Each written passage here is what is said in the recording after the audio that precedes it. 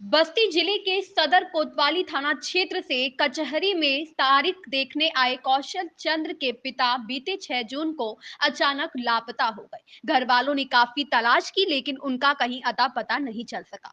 सभी रिश्तेदारों के यहाँ बात की लेकिन कहीं पर भी कौशल चंद्र के पिता कमलेश का पता नहीं चल सका। उसके बाद परिजनों ने गुमशुदगी का मुकदमा दर्ज कराया लेकिन कुछ दिन बाद अपहरणकर्ताओं के चंगुल से किसी तरह से पीड़ित भागकर घर पहुंचा।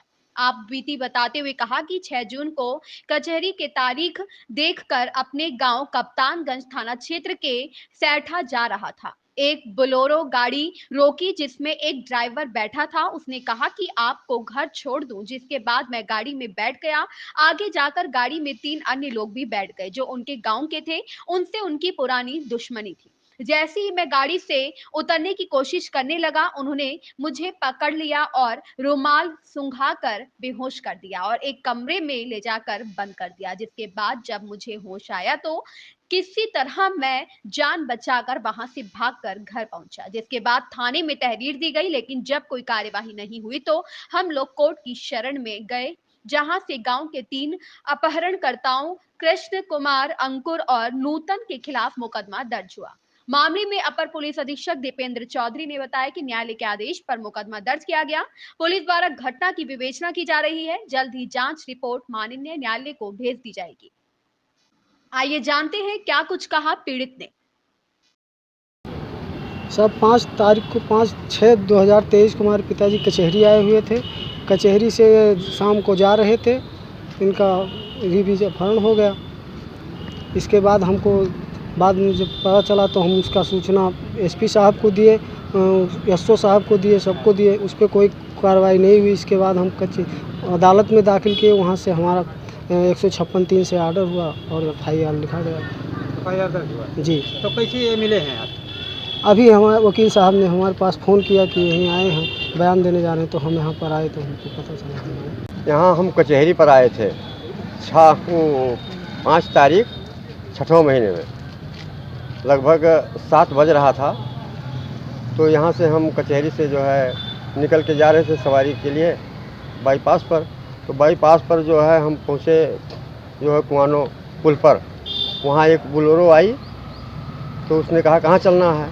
हमने कहा कि हमको जो है जाना है वहाँ संसारीपुर चौराहे पर। तो कहा कि बैठो। बैठा लिया। वो केवल ड्राइवर ही था उस बोलेरो में और कोई नहीं था।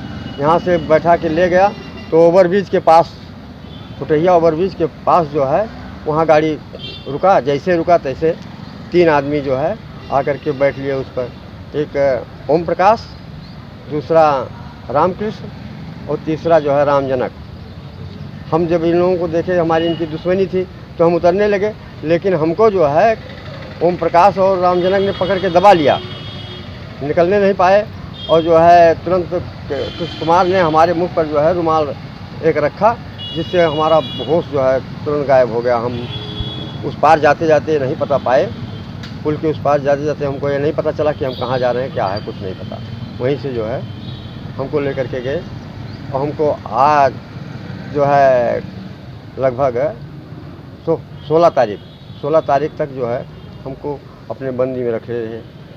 तो फिर आप कैसे छूटे वहाँ से? वहाँ ये लोग जो है उस दिन जिस कमरे में हमको रखे थे वहाँ जो है ताला नहीं लगाए थे, निकल गए थे और हमको होश आ गया था। तो हम वहाँ से निकल करके चले आए। मामला तो उसके बाद पता चला कि ये इनके पुत्र कौशल चंद द्वारा 10 अक्टूबर को एक FIR कोर्ट के माध्यम से थाना कोतवाली पर दर्ज कराई गई कि उनके पिता कमलेश व 3 लोगों ने अपहरण कर लिया है, जिसमें कृष्ण कुमार, ओम प्रकाश और रामजनक को उन्होंने नामजद किया था। आज जो भी अपहृत थे वो स्वयं थाने पे आए और उनका विवेचक के द्वारा बयान दर्ज किया गया है और इनको न्यायालय में प्रस्तुत करके इनका वहाँ बयान दर्ज करा करके इस विवेचना का विधिक निस्तारण किया जाएगा। ठीक है।